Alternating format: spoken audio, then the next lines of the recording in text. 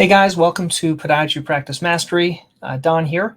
Today I'm going to go over my tech list, some of the things that I put in there. If you haven't downloaded it, update on the podcast, webinar did with a group of physical therapists, a post-op video idea, and subscription for podiatry. I'm going to start with this post-op video idea. This came from a colleague. He is an orthopedist and does a lot of arthroscopic surgery. So actually, when I was doing the webinar with a physical therapist, this is how I get a lot of my ideas. I was saying, hey, what works for other people? And what he said, there's a local doc. What he does is after surgery, he basically takes the patient's phone and he records a post-op video. So you basically take their phone. Once again, you don't want to take my dumb phone. You want to take a real phone, and you would just take the phone and then you would just record something. Hey, this is Dr. Pelto. You just had your bunion surgery.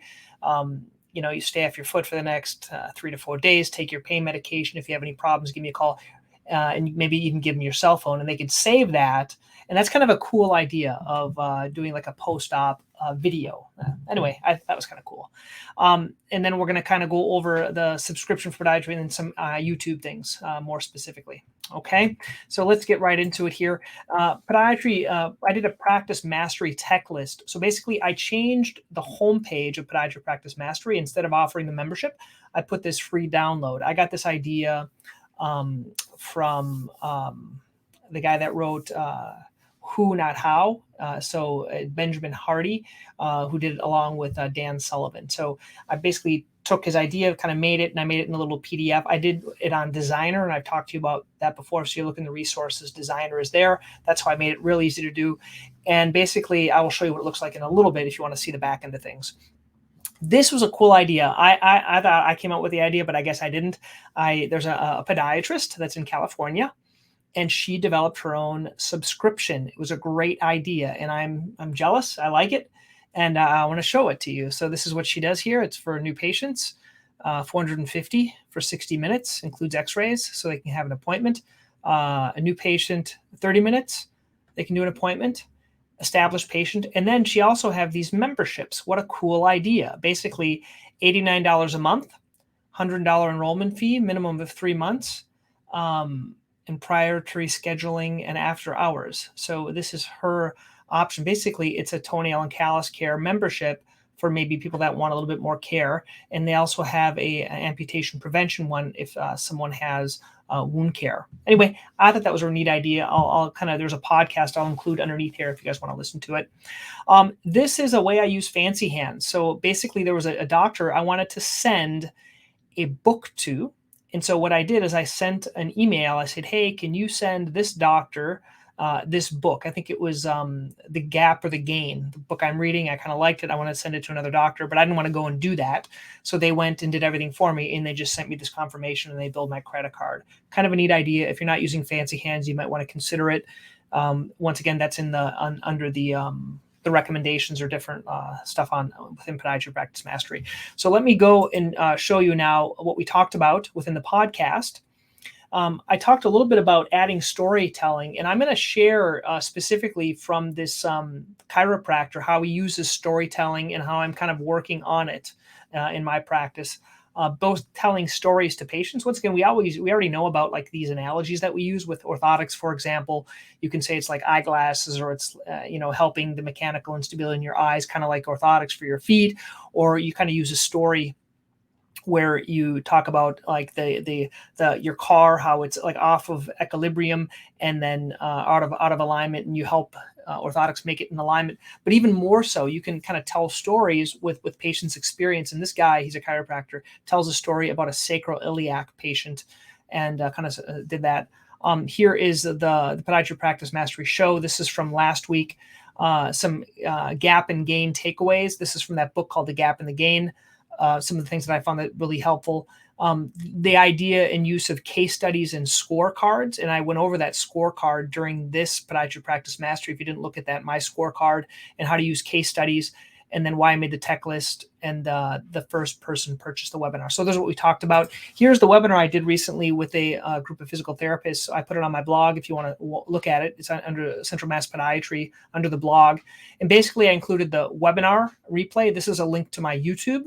and then the link to the physical therapy place and a couple of the shoe stores and the courses that I talked about within that. So if you want to see kind of how that webinar works, I do have a webinar course within Podiatry Practice Mastery. A couple of people have done it, but these are the ones that I do, and these are available within that course if you want to get my actual course.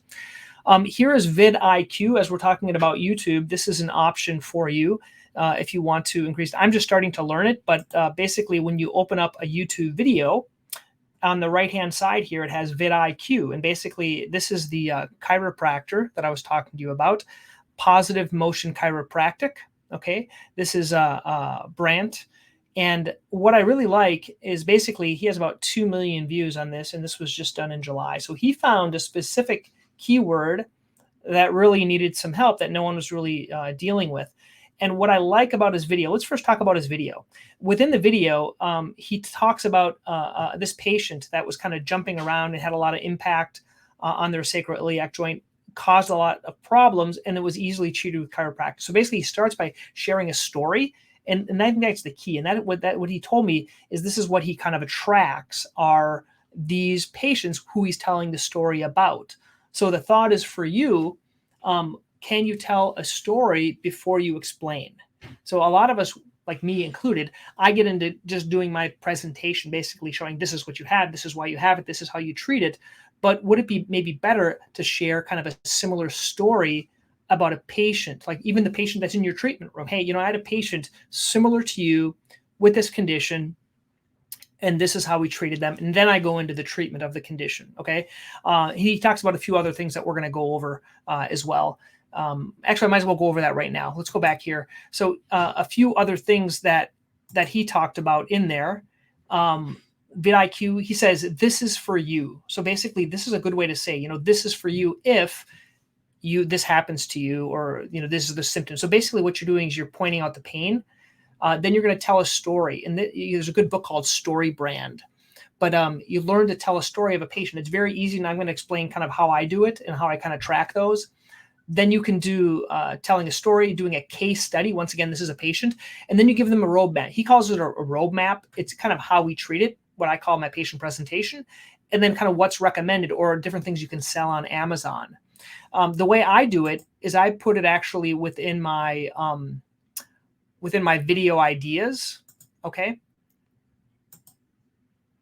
Actually, I put it within my Central Mass Podiatry. These are my videos.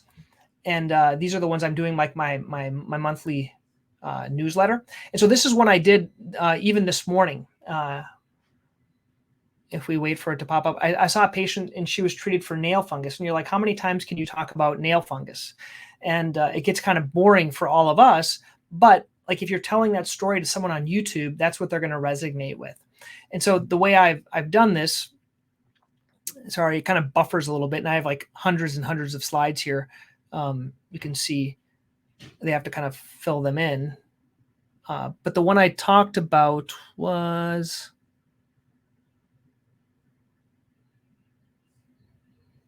okay, so where is it here? Oh, Haglund's. Here's plantar fibroma, metatarsalgia. But there's different case studies. So here's one with metatarsalgia. I put their medical record. Basically, they were seen 3 months. They had a hard time functioning, tried new shoes. But the one I did on where it's not showing it here was for nail fungus. Talked about kind of all the emotion. Oh, here it is right here. Here's the patient. She had fungus for 20 years. She painted them when she went to weddings. She was embarrassed. She looked for shoes that covered them up. She never wore open-shoed shoes. She used to hold her feet so no one could see them, or like cover one foot after another. And she had some fungus on her toes, and then she did Lamisil. She was going to get pregnant and get it before them, but their doctor didn't recommend it. She did some Lamisil. I thought it would be really expensive. And then, like, this is her whole story. So my thought is I can do this as a story initially, and then I can go into my patient presentation, because no one really cares until they understand the story, or like, this is for you if you've had nail fungus for 20 years, you thought it was really expensive, you've tried to cover your toes up in the sand. So telling that story first and then going into it, I think there's going to be a lot more emotional takeaway takeaway with that. So that's what this gentleman does. This is Brent. He's a chiropractor. So he makes, I think it's like 10,000 a month on this. Okay. On the only a few videos. It's not easy to do. Okay. It takes time. But here's the amount of views. VidIQ, it also talks about engagement. It gives you a score. The cool thing is it has a way to optimize it. So in the videos, you should have a good title, tags, description. He doesn't have a card. A card is where it has a call to action. End screen, nothing has an end screen on there. Basically, that's where it asks to do other videos. High resolution thumbnail, share it on Facebook, making it public, pinned a comment. Here's the comment that they put there, and a hearted comment, one right here. So those are things that you can do to make it more popular. Here's the video tags, and within VidIQ, you can just kind of steal these kind of ideas. So those are kind of the ideas here. Ending here on the tech list. This is the tech list. This is how I did it originally in Google Docs, just kind of sharing some tech lists, things that I use like send later, canned responses, things like that. I made this and I simply put it into that designer, and it made something that could be downloadable and offered to people. So that's kind of step one of kind of building an email list. So anyway, I think we went a little bit too long. Sorry, it took me a little bit of time to find that that testimony, but I think it's key when we're trying to teach patients, not only on video, but also our own patients.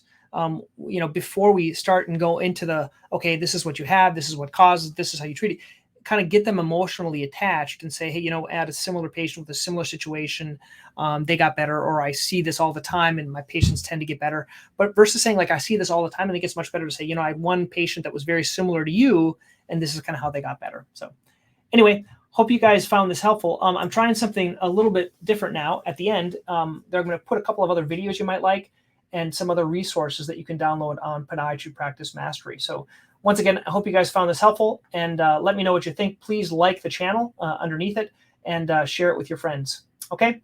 Once again, thanks guys. Have a great day.